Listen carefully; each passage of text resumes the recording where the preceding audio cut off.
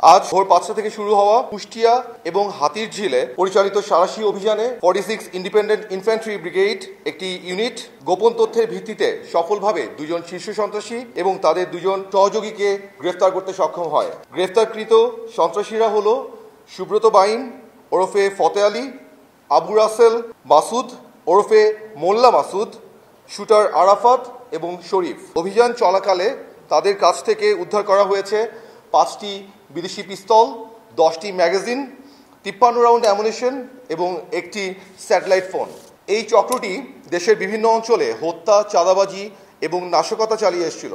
উল্লেখযোগ্যভাবে সুব্রত বাইন এবং মোল্লা মাসুদ হল তালিকাভুক্ত 23 জন শীর্ষ সন্ত্রাসী দলের অন্যতম নেতা এবং 7 স্টার চক্রের মূল পরিকল্পনাকারী।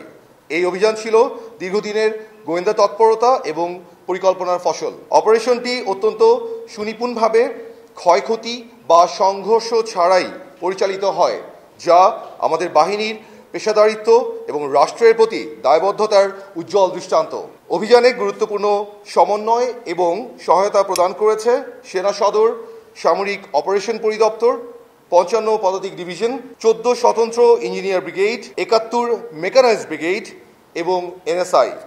এছাড়াও আমি আপনাদের মাধ্যমে দেশের জনগণকে জানাতে চাই, যে কোনো ধরনের সন্দেহজনক কর্মকাণ্ড কিংবা সন্ত্রাসবাদ সংক্রান্ত যে কোনো তথ্য অনুগ্রহ করে নিকটস্থ সেনাবাহিনী ক্যাম্প অথবা আইন শৃঙ্খলা বাহিনীকে অবগত করবেন।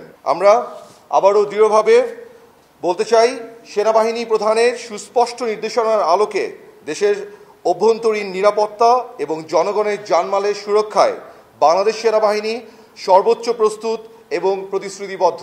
ধন্যবাদ সবাইকে।